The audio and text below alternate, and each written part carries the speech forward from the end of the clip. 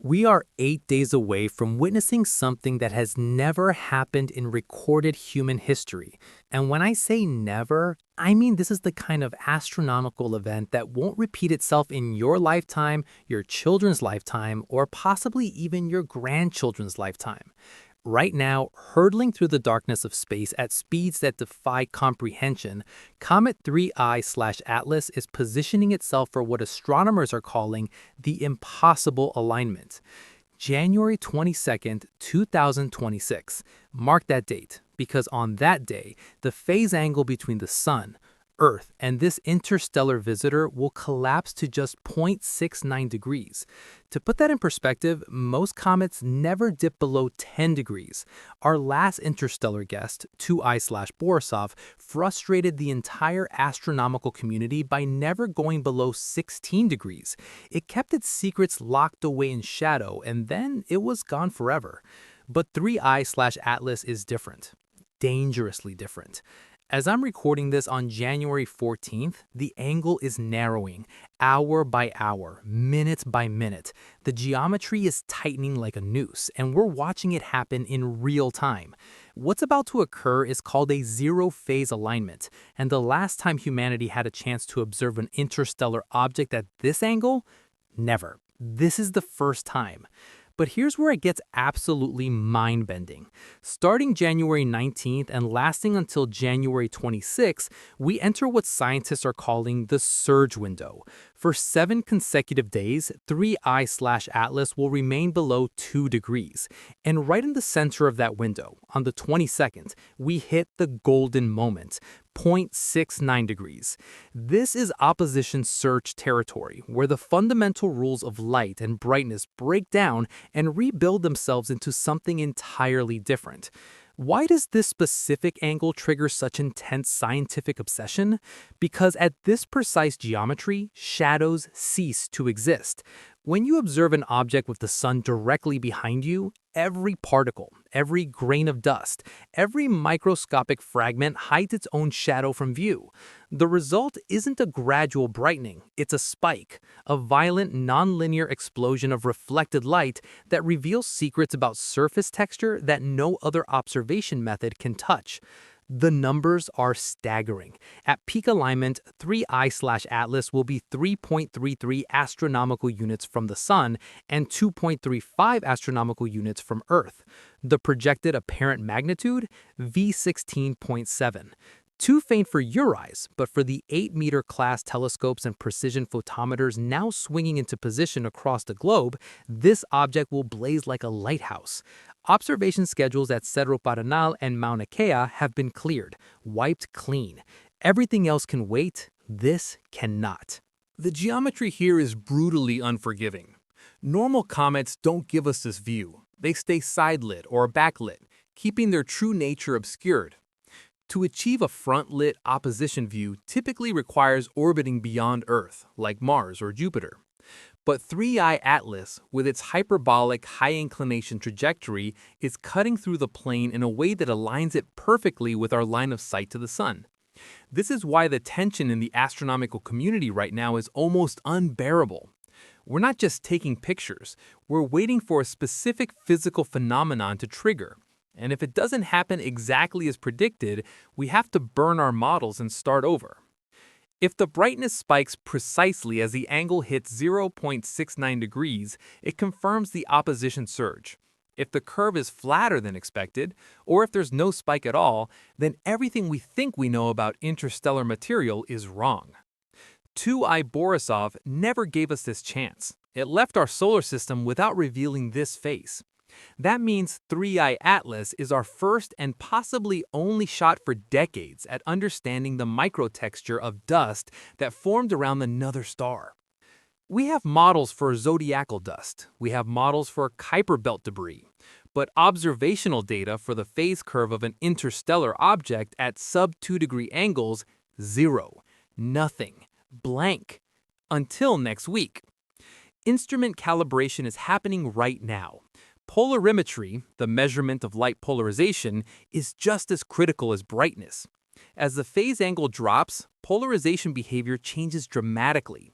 Sometimes it goes to zero, sometimes it flips. The way it flips tells us whether we're looking at singular grains or fluffy aggregates. The 0.69-degree moment is the stress test for every theory published in the last 3 months. We know the trajectory is retrograde. We know the inclination. But those are macro movements. The opposition surge gives us the micro reality. It's the bridge between seeing a dot moving in space and understanding the individual dust grains sitting on that dot surface. The countdown is merciless. January 19th, ingress begins. January 22nd, peak alignment. January 26th, it's over. There are no second chances with a hyperbolic trajectory. Once 3i Atlas moves past this geometry, the phase angle opens back up, shadows return, and the surge effect vanishes forever. For this object, forever. We are about to stare directly into a beam of light reflected straight back at us from interstellar space. And the single question consuming everyone right now is, how bright will the spike be? Because that answer doesn't just tell us about a comet, it tells us about the universe itself. But to understand why astronomers are holding their breath for that 0.69-degree alignment, we need to strip away the romance and look at the raw physics. And what we're about to discuss is so strange, so counterintuitive, that it feels like science fiction. Except it's not. The opposition surge isn't one phenomenon. It's two, layered on top of each other, and the distinction between them is everything. First, there's shadow hiding. This one makes intuitive sense. Imagine flying over a forest in an airplane. When the sun is directly behind you, you don't see shadows cast by the trees because the trees themselves block their own shadows from your view. The forest looks brighter. This effect dominates above 2 degrees. As 3i/Atlas transitions from larger angles down into the 2-degree zone, we'll see this initial brightening first. It tells us about macroscopic roughness, how lumpy a surface is, how irregular the dust cloud. But then we cross the threshold.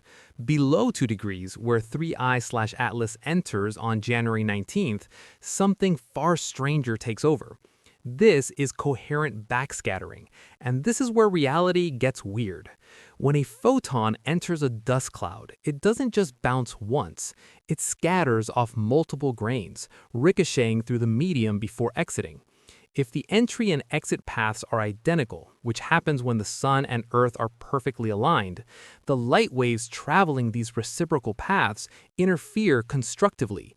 They amplify each other.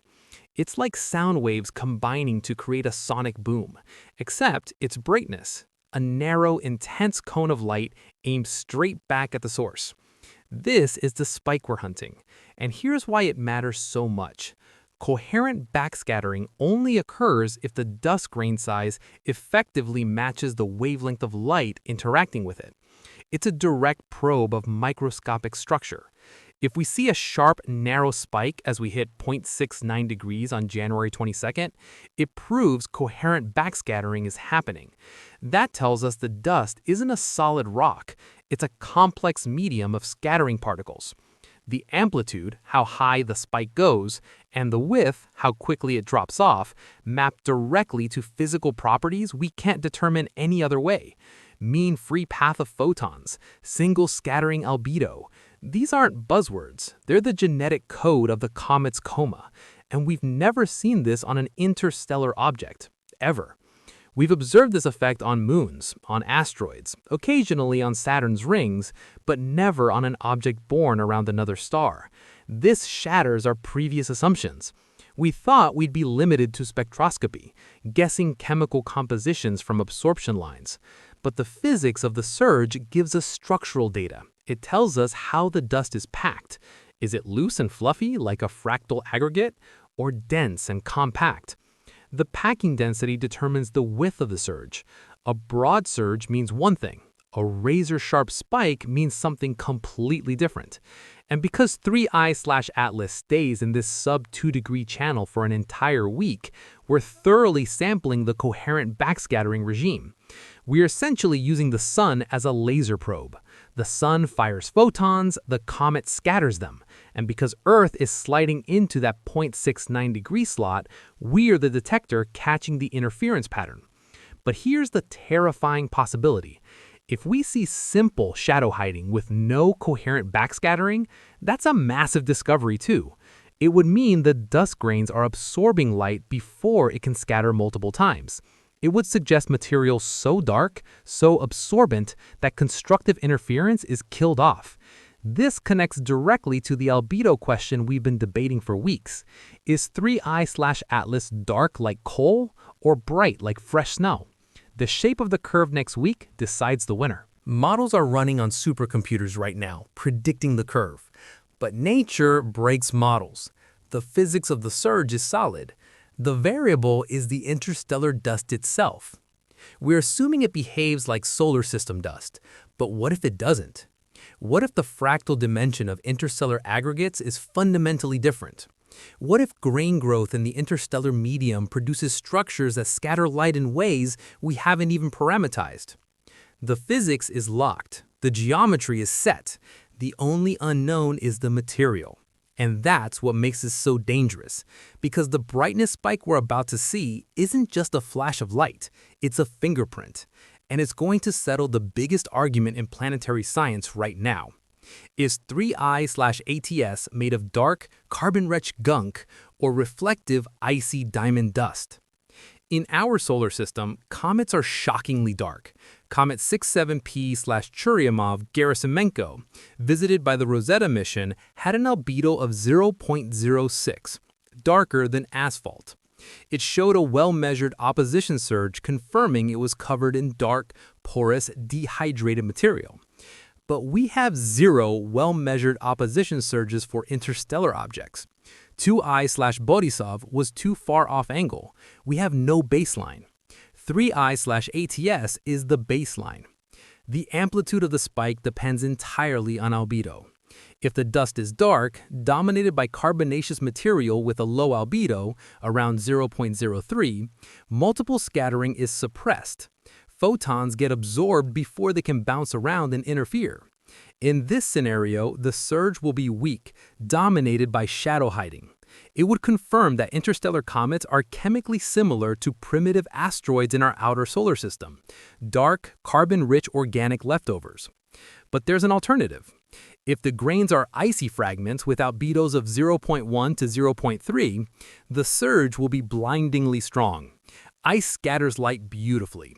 A high-amplitude, coherent backscattering spike would tell us 3I/ATS is shedding pristine icy material that hasn't been darkened by billions of years of cosmic radiation, or that the interstellar medium forms different kinds of crystals. The phase curve can also reveal particle fluffiness. We use the term fractal aggregates. Imagine a dust bunny versus a solid pebble. Both might be the same material, but they scatter light differently. A fluffy fractal aggregate allows light to penetrate deep and bounce around, enhancing the surge. A compact grain reflects it off the surface. If 3I/ATS shows a sharp, narrow spike, it points to fluffy, porous aggregates. That would mean dust formed delicately in low gravity and hasn't been compacted by collisions. It's the difference between a pristine snowflake and a hailstone. This gives us the first direct comparison between the building blocks of our solar system and those of another star system.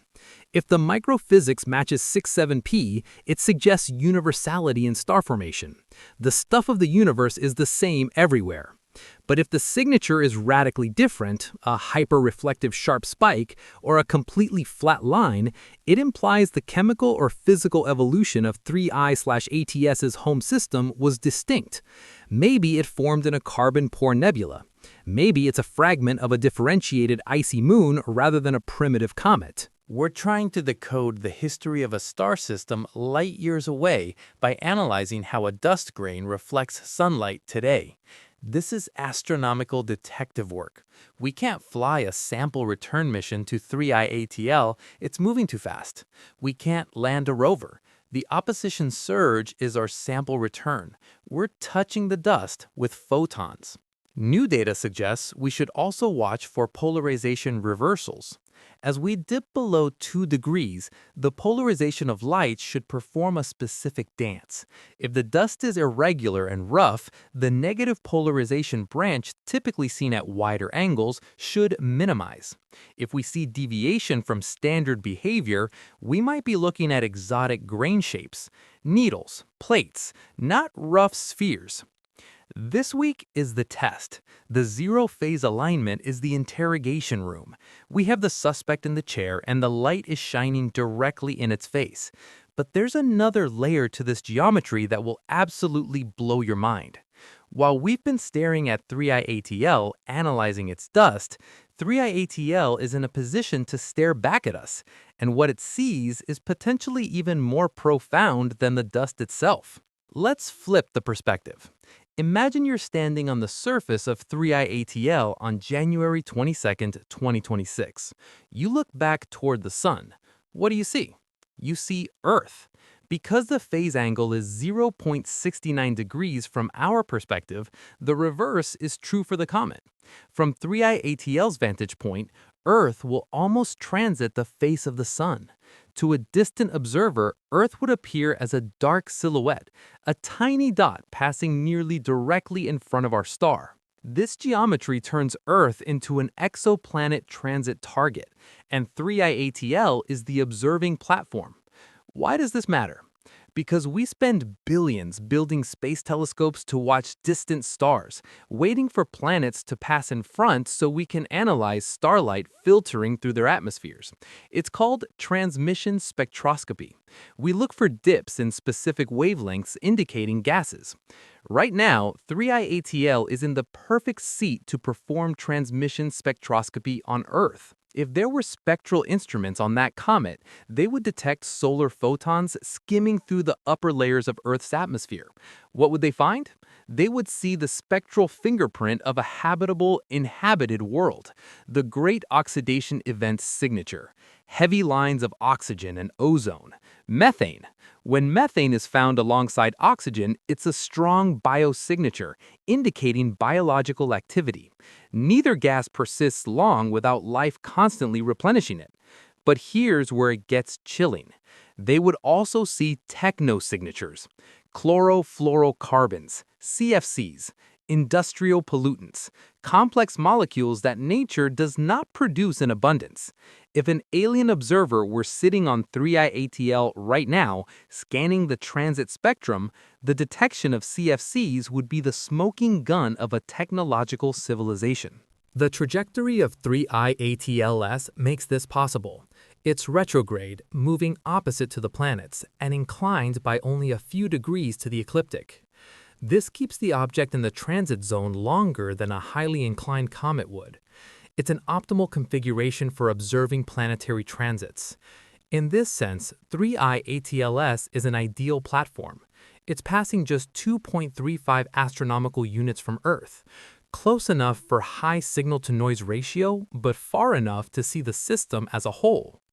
This mirroring effect, us studying the comet while the geometry allows the comet to study us, highlights the reciprocity of the zero-phase alignment. We use sunlight reflecting off the comet to find ice or carbon. The comet uses sunlight filtering through our atmosphere to find life, us. This isn't science fiction. Astronomers use these geometries to test our ability to detect Earth-like life elsewhere. By analyzing Earthshine reflected back from the comet, if we could separate it from the sun's glare, we can verify what a habitable planet actually looks like from deep space. It's a calibration for future missions like the Habitable Worlds Observatory. If we couldn't detect Earth's biomarkers from 3I-ATLS's position, we have no hope of detecting them on an exoplanet 100 light-years away. This alignment is a benchmark test for exoplanet science, using Earth as the test subject. So 3I-ATLS is doing double duty. It's a mystery to be solved and a mirror reflecting our biological signature back into the void.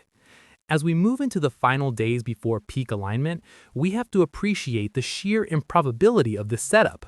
A retrograde orbit, a close perihelion, low orbital inclination, and a timing intercept that puts Earth, Sun, and Comet on a single line.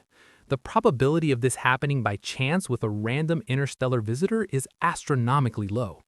In 8 days, we will witness something unprecedented, the impossible alignment, the zero-phase surge, the moment when shadows disappear and light reveals truths hidden for billions of years. This is the event of a generation, and it's happening now. 3I ATLS has entered the zone.